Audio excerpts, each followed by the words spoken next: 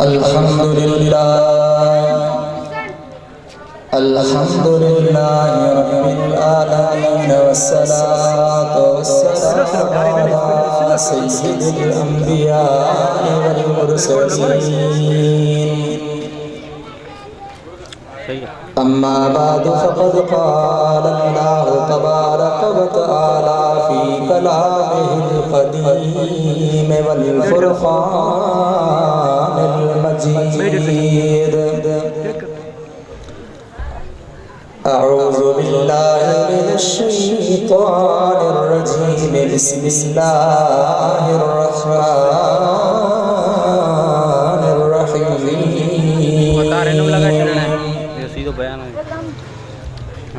قل ان کنتم تحبون اللہ فاتبعونی يحببكم الله ويغفر لكم ذنوبكم والله غفور رحيم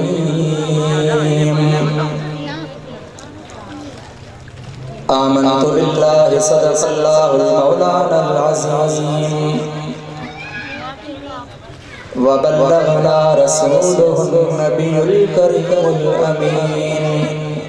ونحن على ذلك لمن الشاهدين والشاكرين والحمد لله رب العالمين قال الله في شأن حبيبه إن الله وملائكته يصلون على النبي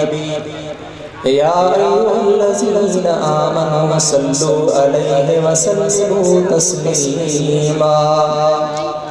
اللهم صل على سيدنا ونبينا ومولانا محمد وعلى آله وأصحابه أجمعين حمد و صلاة کے بعد معزز و مکرم میرے محبوب کے پیارے خلفائے کرام و اسٹیج کی زینت علماء کرام و دیگر فقراء عظام و سامعین کرام اللہ رب العزت کے کلام مقدس میں سے ایک آیت مبارکہ تلاوت کرنے کا شرف حاصل ہوا ہے اللہ تبارک و تعالیٰ کی ذات بابرکاہ سے دعا ہے ناچیز کو اللہ تعالیٰ مختصر وقت میں ان پاکیزہ کلمات کی صحیح معنی اور صحیح تشریح بیان کرنے کی توفیق عطا فرمائے اور اللہ رب العالمین ہم تمام مسلمانوں کا یہاں پر جمع ہونا جس مقصد کے لیے آئے ہیں اس مقصد کو پیش نظر رکھتے ہوئے نیک مرادیں حاصل کرنا اس محفل سے اللہ رب العالمین کی رحمتیں برکتیں حاصل کرنے کی اللہ تبارک و تعالی ہم سب کو توفیق عطا فرمائے معزز سامعین کرام اس محفل کرنے کا اس طرح کے جلسے منعقد کرنے کا کوئی خاص مقصد ہوتا ہے عام طور پر آج کل جو ہم مسلمانوں میں رسم و رواج بہت زیادہ بڑھ چکا ہے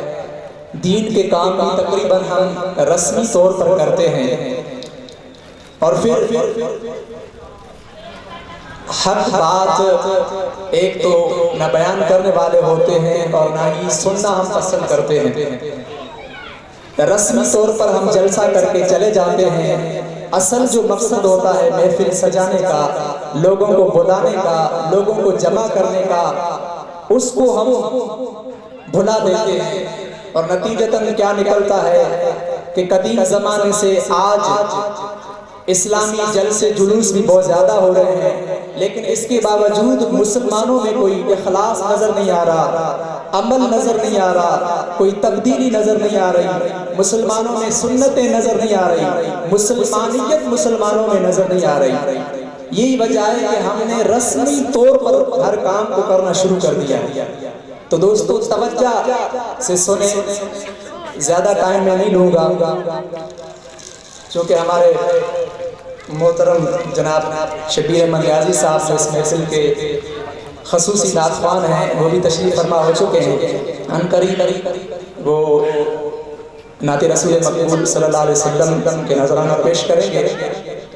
तो ज़्यादा मैं वक्त नहीं लूँगा, आपकी तवज्जो होगी, चंद बातें आपके सामने मैं अर्ज़ करूँगा। अल्लाह रब्बुल आलमीन हम सबको समझने की तौफीक अता फरमाए। मुअज़्ज़ज़ सामीन किराम, अल्लाह रब्बुल आलमीन ने इस आयत मुबारका में इरशाद फरमाया, हुज़ूर सल्लल्लाहु अलैहि वसल्लम को अल्लाह तबारक व तआला ने खिताब फरमाया कि ए महबूब आप लोगों को कह दीजिए, तवज्जो से सुनना, हुजूर सल्लल्लाहु अलैहि वसल्लम को खिताब हो रहा है कि ए महबूब आप लोगों को कह दीजिए।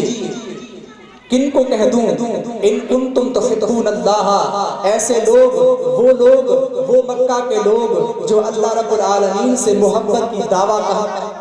किया करते थे। वो कहते थे कि नहनु रब्बना, कि हम अल्लाह रब्बुल आलमीन से मोहब्बत करते हैं। हुजूर सल्लल्लाहु अलैहि वसल्लम को अल्लाह इरशाद फरमाए कि ए महबूब आप इनको कह दीजिए जो अल्लाह से मोहब्बत की दावा करते हैं। नहीं कहा सुभान अल्लाह। यानी मक्का के जो कुफ्फार थे, जो लात व मन्नात की पूजा करते थे, बुतों के सामने झुकते थे, जिन्होंने काबतुल्लाह अल्लाह के घर, पाक घर के अंदर भी बुत सजा रखे थे, अल्लाह की इबादत नहीं करते थे, दीगर बुतों की इबादत करते थे, लेकिन इसके बावजूद उनका ये दावा था कि हम अल्लाह से मोहब्बत करते। ये दोस्तों बहुत बड़ी बात है। इस कायनात में इस वक्त भी लोग मुख्तलिफ तरीकों से मुख्तलिफ तरीके करते हुए पाए जाते हैं और सबका मकसद एक होता है कि अल्लाह राजी हो जाए। हत्ता कि एक मोमिन घर से निकल के मस्जिद जाता है, उसका भी इरादा यही होता है कि मेरा रब मुझसे राजी हो जाए। काबतुल्लाह का तवाफ करने वाला, हाजी या उम्रा करने वाला हज को जाता है, उसका भी इरादा यही होता है कि मेरा रब मुझसे राजी हो जाए। आप किसी चोर और ज़ानी के दिल में भी इस बात को नहीं पाएंगे कि वो ये सोचता होगा कि मेरा रब मुझसे नाराज हो जाए। अगरचे वो नाफरमानियां कर रहा है, लेकिन हर शख्स के दिल में ये तड़प और तमन्ना मौजूद है, चाहे वो काफिर हो, मुसलमान हो, किसी भी मजहब को मानने वाला हो, किसी भी माबूद की इबादत करने वाला हो, लेकिन अल्लाह की तड़प और तमन्ना, ये इज़्तिराब और बेचैनी उसके दिल के अंदर पाई जाती है। यही बेचैनी है जो लोगों को सोने नहीं देती। लोग तरह तरह की रस्म रिवाज करते हैं। कोई किसी पीर के पास चला जाता है, कोई दरबार में वहाँ पर चादरें चढ़ाकर अल्लाह को खुश करने की कोशिश करता है, कोई किसी मंदिर में जाकर बुत के सामने सजदे कर कर अल्लाह को खुश करना चाहता है। दुनिया में जितने भी लोग पाए जाते हैं, अल्लाह ने इंसान को पैदा करने के बाद उसके अंदर रूह को रखा है, और ये रूह ऐसी चीज है जिसका ताल्लुक अल्लाह की जात के साथ है। अगर माबूद न मिले, अगर वो महबूब न मिले, तो इंसान बेचैन होता है, इस तरह में है, परेशान है। कब उसका मतलूब मिलेगा, कब उसका मकसूद मिलेगा, कब उसका मसजूद मिलेगा। तरीके मुख्तलिफ हैं, इत्मीनान नहीं मिल रहा। कोई इधर जा रहा है, कोई इधर जा रहा है, सारे खुदा की तलाश में भाग रहे। पता नहीं बात समझ में आ रही नहीं आ रही। आप यहाँ पर आए हैं, ये बेचैनी आपको यहाँ लाई है। हत्ता के सूफिया फरमाते हैं, जो शादियों में गानों बाजों पे जो रक्स करते हैं, जो दीवाने नाचते हैं, वो भूल गए हैं। तरीका उनका गलत है, लेकिन उनकी रूह उन्हें नचा रही है, इसलिए कि खुदा की मोहब्बत उन्हें नहीं मिल रही, रूह को तस्कीन नहीं मिल रही। वो कभी बाजों पर नाचते हैं, तो कभी रक्स करते हैं, कभी किसी दरबारी के सामने दरबार लगा के बैठ जाते हैं। ये लोगों को तरीके हैं, लेकिन अंदर में वही इज़्तिराब है, खुदा को पाने का इज़्तिराब, खुदा की मोहब्बत को हासिल करने का इज़्तिराब। इसी तरह मक्के वालों ने भी कहा था कि हम भी खुदा से मोहब्बत करते हैं। अब जरा आइए कि अल्लाह रब्बुल आलमीन ने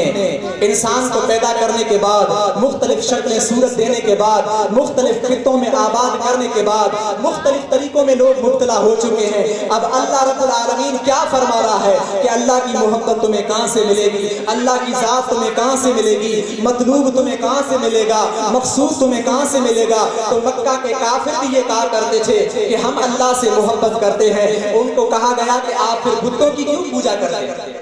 آپ نے اپنے ہاتھوں سے گارے مٹی کے بت بنا رکھے ہیں جن کی آپ عبادت کرتے ہیں، تو قرآن کہتا ہے ما نعبدہم الا لیقربونا الی اللہ زلفا۔ وہ کہا کرتے تھے کہ ہاں ہم لات و منات کی عبادت اس لیے کرتے ہیں تاکہ یہ بت ہمیں اللہ کے قریب کر دیں گے، یعنی انہیں وسیلہ بناتے تھے، انہیں واسطہ بناتے تھے۔ ان کی یہ سوچ تھی، ان کا یہ ارادہ تھا، عقیدہ تھا کہ لات و منات کی عبادت کرنے سے اللہ کی ذات مل جائے گی، اللہ کی محبت مل جائے گی۔ اللہ نے فرمایا اے محبوب، آپ صرف مکے والوں کو ہی نہیں بلکہ دنیا میں جتنے بھی لوگ پائے جاتے ہیں قیامت تک تمام لوگوں کو بتا دو، اگر تم یہ دعویٰ کرتے ہو کہ تم خدا سے محبت کرتے ہو تو فاتبعونی، مجھ محمد کی پیروی کرو، اللہ پھر تم سے محبت کرے۔ پہلی بات تو یہ ہے کہ اللہ فرما رہا ہے کہ یہ لوگ دعویٰ کرتے ہیں کہ ہم اللہ سے محبت کرتے ہیں، لیکن اللہ فرما رہا ہے کہ ان کو کہہ دیجئے اگر یہ دعویٰ میں سچے ہیں تو ان کو کہہ دو کہ مجھ محمد کی پیروی کریں، پھر خدا سے محبت نہیں بلکہ خدا ان سے محبت کرے۔ اور پھر ایسا مہربان ہے کہ جو مصطفیٰ کے قدموں میں آ جائے، جو مصطفیٰ کی گلی میں آ جائے، جو مصطفیٰ کے دامن کو پکڑ لے، اللہ فرماتا ہے کہ خدا اس سے محبت بھی کرے گا اور ماضی کی تمام خطائیں بھی اس کی معاف کر دے گا۔ تو جب اب محمد آ گئے، اب آخری نبی آ گئے، اب آخر زمان نبی آ گئے، اب اس کی پیروی کے سوا کوئی چارہ ہی نہیں ہے۔ ہم نے کلمہ پڑھ لیا، لا الہ الا اللہ کہہ دیا، محمد رسول اللہ کہہ دیا، اب تب تک ہم پکے مومن نہیں ہو سکتے جب تک کامل طور پر حضور کی پیروی نہ کر لیں، حضور کی اتباع نہ کر لیں، کیونکہ حضور آنے کے بعد کوئی درم دین نہیں چلے گا، کوئی طریقہ نہیں چلے گا۔ اب بس ایک ہی بات ہے، جو چاہتا ہے کہ خدا کی ذات اسے ملے تو اسے مدینے کی گلی سے گزرنا پڑے گا، اسے مصطفیٰ کے قدموں میں اپنی جان کو نچھاور کرنا پڑے گا، حضور کے امر پر لبیک کہتے ہوئے سر کو تسلیم خم کرنا پڑے گا، گردن کو جھکا کر حضور کے ہر بات پر لبیک کہتے ہوئے اس بات پر عمل کرنا پڑے گا، تب جا کے خدا کی ذات ملے گی۔ یہ تو عام انسانوں کی بات ہے۔ حدیث مبارکہ میں ہے کہ ایک مرتبہ حضرت عمر فاروق رضی اللہ تعالی عنہ حضور کی دربار میں آئے، توریت کے کچھ اوراق لے کر آئے۔ توریت اللہ کی آسمانی کتاب حضرت موسیٰ پر نازل ہوئی۔ آ کر حضور کے سامنے عرض کیا یا رسول اللہ یہ توریت ہے،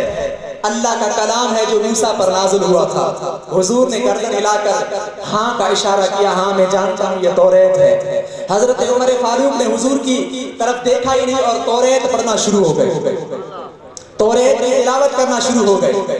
حضور کا چہرہ متغیر ہو گیا،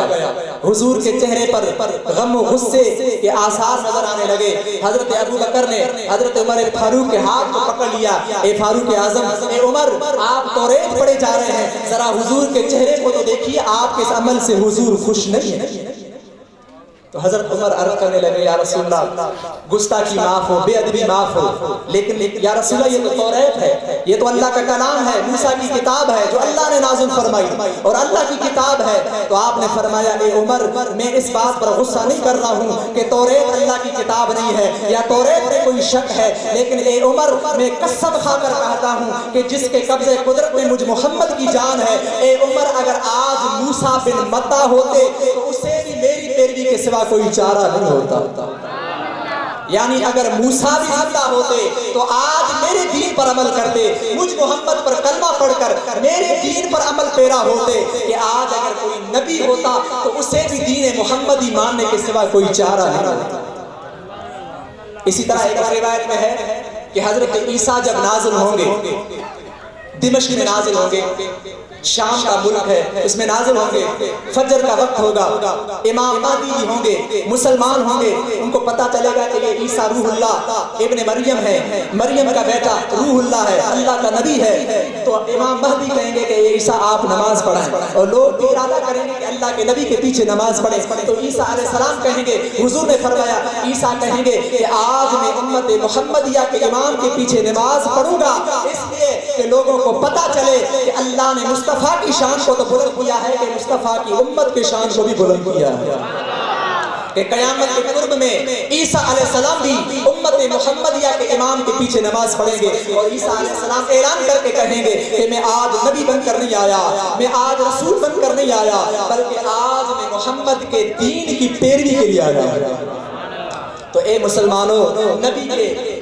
پیروی کے سوا اور کوئی چارہ نہیں ہے، جس کو آج ہم نے بھلا دیا ہے۔ اتباع رسول کو ہم نے چھوڑ دیا ہے، اطاعت رسول کو ہم نے چھوڑ دیا ہے۔ جلسے تو ہم بڑے سنتے ہیں لیکن نماز پڑھنا بڑا مشکل لگتا ہے۔ جلسے سننے کے بعد 11-1 بجے جلسہ ختم ہو گیا، صبح کی نماز میں ہم سوئے رہتے ہیں۔ بہت مسلمان آپ کو مسجدوں میں نظر آئیں گے، حضور کی سنت پر عمل کرنے کے لیے ہم تیار نہیں ہیں۔ تو دوستو، ان جلسوں کا مقصد یہی ہے کہ ہم اللہ کے نبی کے قریب ہو جائیں، ہم دین کے قریب ہو جائیں۔ یہ محفلیں اس لیے سجائی جاتی ہیں تاکہ حضور کا عشق ہمارے سینے میں پیدا ہو۔ تو دوستو، ہم تب تک پکے مومن ہو ہی نہیں سکتے، ایک تو حضور کی اتباع نہ کریں، اور دوسری بات کہ ہمارے سینے میں، ہمارے عقیدے میں یہ بات پختہ ہو جائے کہ ہم ہر چیز سے بڑھ کر اپنے نبی سے محبت کریں۔ اور جب یہ حکم نازل ہوا، یہ اللہ کا فرمان نازل ہوا، اس کے بعد تاریخ نے یہ اوراق بھی لکھے، ایسی داستان بھی لکھی کہ مکہ کے وہ لوگ جو بتوں کی پوجا کرنے والے تھے، لیکن فانوس نبوت کے چراغ سے جب ان کے سینے منور ہو گئے تو ایسی اتباع کر کے دکھائی، ایسی حضور کی اطاعت کر کے دکھائی کہ دنیا کی ہر چیز کو چھوڑ کر پوری دنیا تو دنیا اپنی جان کو بھی مصطفیٰ کے قدموں میں پیش کر دیا۔ محبت کی انوکھی داستانیں جو صحابہ کرام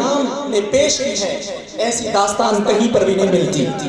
ایسی اتباع جو حضور کی صحابہ کرام نے کر کے دکھائی، ایسی کہیں نہیں ملتی ہے۔ دوستو، جب اللہ کے نبی کا فرمان ہوتا تھا تو ہر وقت وہ لبیک کہتے ہوئے حاضر رہتے تھے، عبادات میں بھی آگے، جہاد میں بھی آگے، قربانیوں میں آگے، کسی بھی چیز میں وہ پیچھے نہیں ہٹتے۔ ایک بڑی پیاری بات آپ کے سامنے میں ذکر کر دوں، انشاءاللہ ہمارے ایمان میں تازگی پیدا ہوگی، عقیدہ انشاءاللہ پختہ ہو جائے گا۔ ایک صحابی رسول ہے، مشہور صحابی ہے، ان کا بڑا عجیب واقعہ ہے، محبت سے درود پڑھیے تو میں بتاؤں۔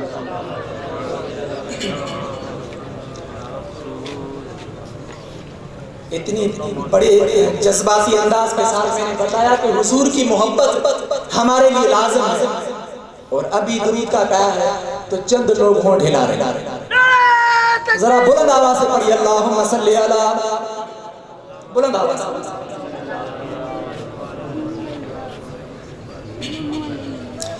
اللہم صلی علی سیدنا و نبینا و مولانا محمد و علی آلہ و اصحابہ اجمعین۔ حضرت سعد بن ابی وقاص رضی اللہ تعالیٰ عنہ نوجوان ہیں، بڑے خوبصورت ہیں، اپنی ماں سے بہت زیادہ محبت کرنے والے ہیں۔ وہ بیٹا ہی کیا جو اپنے ماں سے محبت نہ کرے، بہت زیادہ محبت کرتے تھے اپنی ماں سے، اتنی محبت کہ حضرت سعد بن ابی وقاص کی ماں بھی ان سے محبت کرتی، بیٹا بھی ماں سے محبت کرتا۔ نوجوان ہے، خوبصورت ہے، خوبرو ہے، ابھی اسلام نہیں لایا، اس سے پہلے ماں بیٹے کی محبت کا یہ عالم ہے کہ سعد جب گھر میں نہیں آتا تھا تب تک ان کی ماں نہیں سوتی تھی، بستر پر نہیں جاتی تھی، حتیٰ کہ کھانے کا ایک لقمہ نہیں کھاتی تھی۔ لیکن جب حضور کو دیکھا، حضور کا دیدار کیا، سعد بن ابی وقاص نے حضور صلی اللہ علیہ وسلم کا دیدار کیا، آپ پر جان فدا کر دی، اسلام کو قبول کیا۔ جب اسلام قبول کر لیا تو جب گھر آیا تو ماں نے کہا کہ بیٹے اے سعد، میں نے سنا ہے کہ تم نے محمد کا دین قبول کر لیا۔ تو وہ کہتے ہیں کہ ہاں اماں جان، بے شک میں نے محمد کے دین کو قبول کیا ہے، اور یہ آخری نبی ہے اور ان کا آخری دین ہے، اسی میں ہم سب کی فلاح و کامیابی ہے، میں نے ان کے دین کو قبول کیا۔ ماں کہتی ہیں بیٹے صدیوں سے، سالوں سے ہمارا الگ مذہب ہے، ہم لات و منات کی عبادت کرنے والے ہیں، تو نے محمد کے دین کو کیوں قبول کیا ہے؟ اب میرا حکم ہے، تم مجھ سے محبت کرتے ہو، میں بھی تجھ سے محبت کرتی ہوں، اور میرا یہ حکم ہے کہ تم نے محمد کے دین کو چھوڑنا ہوگا۔ ماں کہہ رہی جو بیٹا اپنی ماں سے اتنی محبت کرنے والا، وہ ماں کہتی ہے کہ بیٹے محمد کے دین کو چھوڑنا ہوگا۔ بیٹا کہتا ہے اماں جان جو کچھ تو کہے گی، جس کی چیز کے بارے میں کہے گی، دنیا کی ہر دولت ہر نعمت میں تیرے قدموں میں نچھاور کروں گا، لیکن محمد کے دین کو نہیں چھوڑوں گا۔ اب ماں کہتی ہے کہ بیٹے اگر تم نبی کے دین کو نہیں چھوڑو گے تو میں کھانا بھوک ہڑتال کروں گی۔ ساس کی ماں کہتی ہے کہ بیٹے اگر تو نے محمد کے دین کو نہیں چھوڑا تو میں بھوک ہڑتال کروں گا۔ ماں نے بھوک ہڑتال کر لی۔ وہ بیٹا جو ماں کے بغیر کھانا نہیں کھاتا، وہ ماں جو اپنے بیٹے کے بغیر کھانا نہیں کھاتی، 3 دن گزر گئے، ماں نے ایک لقمہ تک نہیں کھایا۔ ماں نے سمجھا بیٹا مجھ سے محبت کرتا ہے، مجھے اس غم میں دیکھ کر، اس مصیبت میں دیکھ کر اس کی دل بھر آئے گی اور یہ دین کو چھوڑ دے گا۔ لیکن سعد نے حضور کو دیکھا تھا، ایمان اس کے دل میں اتر چکا تھا، ماں سے نسبی محبت تھی لیکن وہاں حب ایمانی تھی، چونکہ حب ایمانی جو ہے نا حب نسبی سے زیادہ ہوتا ہے۔ تو حضرت سعد رضی اللہ تعالیٰ عنہ 3 دن گزر گئے، ماں نے کھانا نہیں کھایا۔ 3 دن گزرنے کے بعد ماں لاغر ہو گئی، کمزور ہو گئی، قریب ہے کہ بے ہوش ہو کر زمین پہ گر جاتی۔ ماں نے دیکھا اب بے ہوش ہونے والی ہوں، ہو سکتا ہے مر جاؤں، یہ میں کھانا نہیں کھاؤں گی تو مر جاؤں گی، اور میرا بیٹا بھی ضد پہ اڑا ہے۔ تو آخر سمجھانے لگی اے اب میرے بیٹے آخر تجھے کیا ہو گیا ہے، تم مجھ سے اتنی محبت کرنے والے ہو، لیکن آج کون سی ایسی ہستی ہے جس کی محبت تیرے دل میں مجھ ماں سے بھی زیادہ ہے؟ تو حضرت شاہ عبداللطیف بٹائی رحمت اللہ علیہ فرماتے ہیں کھڑی نیڑ خمارا کھڑی نیڑ خمارا جا کیوں ناز نظر تارا کتیوں سب تائبتیا دیکھی دے دل بر وہ چکو تھیوں جوہر پسی جان بجے جمال کے محبت سے دست پڑے اللہم صلی اللہ علیہ وسلم مولانا۔ تو تقریباً 3 دن ہو گئے، حضرت سعد بن ابی وقاص کی ماں جو کھانا نہیں کھا رہے۔ 3 دن گزرنے کے بعد وہ جناب بھوک کی وجہ سے بہت کمزور ہو گئی، لاغر ہو گئی، قریب ہے کہ بے ہوش ہونے والی ہے۔ اب بیٹے کو کہہ رہی ہیں کہ میرے بیٹے آخر کیا بات ہے، تم آخر ایسی کون سی ہستی ہے جس کی محبت میری محبت پر غالب آ گئی، جس کی محبت مجھ ماں کی محبت پر غالب آ گئی، آخر وہ کون سی ہستی ہے؟ تو حضرت سعد بن ابی وقاص رضی اللہ تعالی عنہ کے سامنے ماں کہتی ہے اے بیٹے مان جا، نہیں تو تو اپنی ماں کو کھو دے گا، تو اپنی ماں کو ضائع کر دے گا، میں مر جاؤں گی، کھانا نہیں کھاؤں گی، تو محمد کو چھوڑ دے، محمد کے دین کو چھوڑ دے۔ تو حضرت سعد بن ابی وقاص رضی اللہ تعالی عنہ فرماتے ہیں لو کانت لکی مئت نفس فخرجت نفسا نفسها واللہ ما ترکت حبیبی محمدا۔ فرمایا اے اماں جان تیری ایک جان ہے، تیرا ایک نفس ہے، اگر تیری 100 جانیں ہوتی اور 100 جانیں ضائع بھی ہو جاتی تو بھی اللہ کی ذات کی قسم میں محمد کو نہیں چھوڑتا۔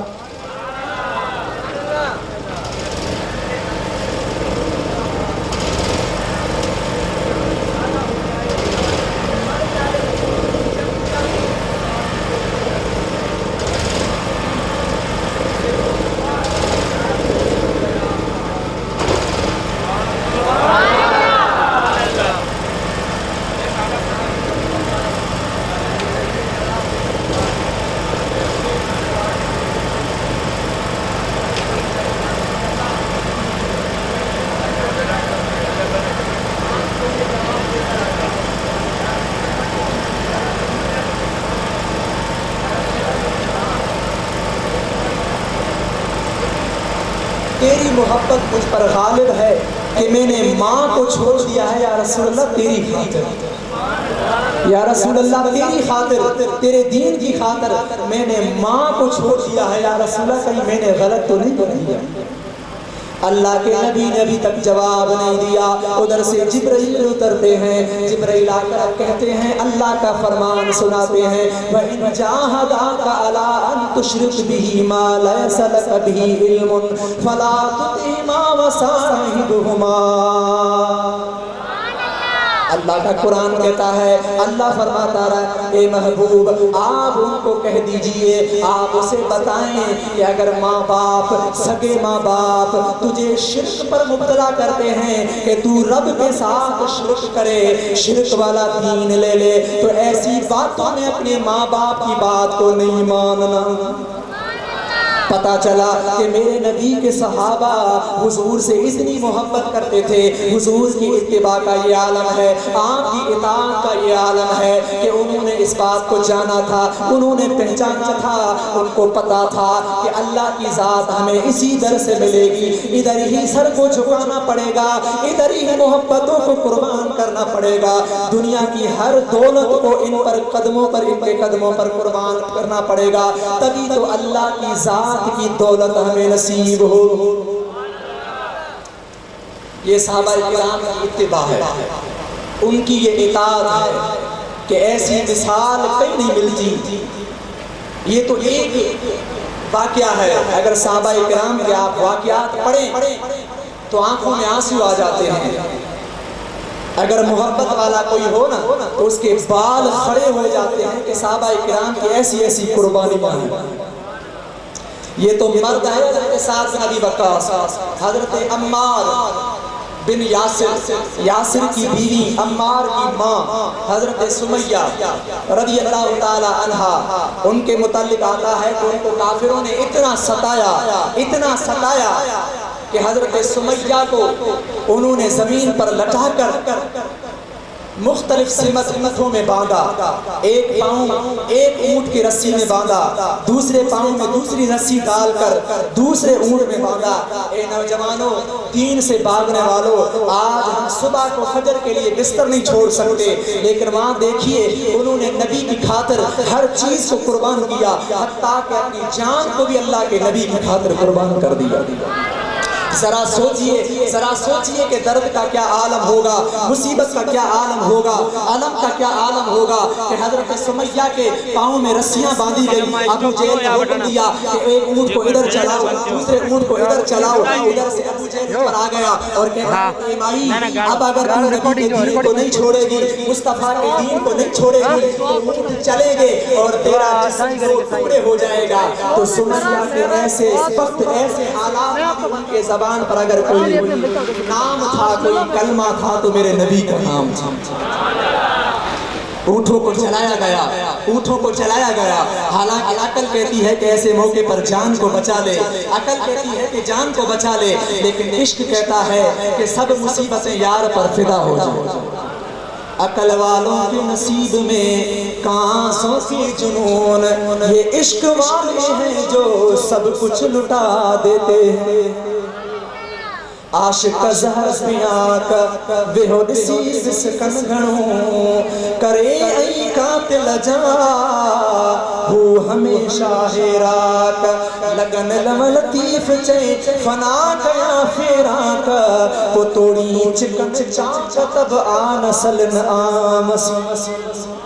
یہ حضور کے عاشق، حضور سے محبت کرنے والے، ان کو کس قدر تڑپایا گیا، کس قدر ستایا گیا، لیکن نبی کے دامن کو انہوں نے نہیں چھوڑا، حضور کے دامن کو نہیں چھوڑا، دین اسلام کو نہیں چھوڑا، مصطفیٰ کے دین کو نہیں چھوڑا۔ ان کو پتا تھا کہ یہ مصیبتیں صرف دنیا میں ہیں، لیکن مصطفیٰ کے قدموں سے اگر جان نچھاور کر دی تو اللہ کی محبت ہمیں ملے گی۔ تو دوستو، بس آج کا یہی پیغام ہے کہ حضور کی اتباع، حضور کی پیروی کو اپنے اوپر لازم کر دو۔ حضور کی پیروی کیا ہے؟ اس وقت چونکہ حالات وہ نہیں ہے کہ ہم دین کے لیے یہ قربانی دیں، تلوار اٹھا کر جہاد کریں، ایسا موقع آئے تو اس کے لیے بھی ہم تیار رہیں، لیکن اس وقت یہ ہے کہ ہم سنت نبی کو زندہ کریں۔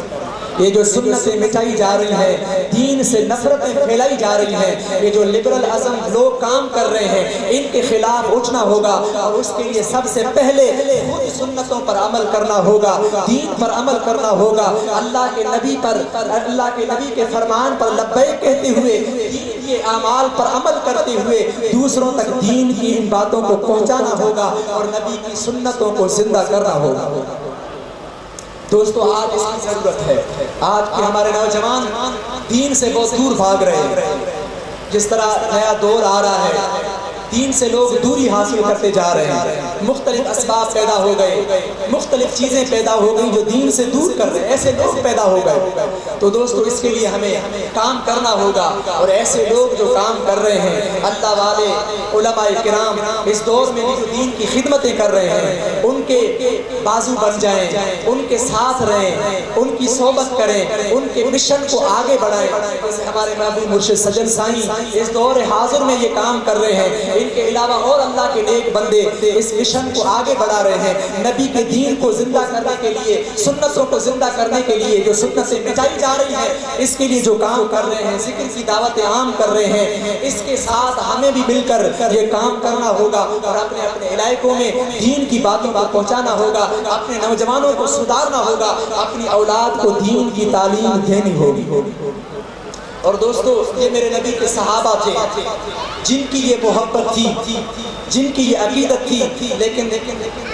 اللہ کے نبی نے ہم اور آپ کے لیے بھی فرمایا کہ میرے نبی نے فرمایا صحابہ کرام سے مخاطب ہو کر، آپ نے فرمایا، اے میرے غلاموں،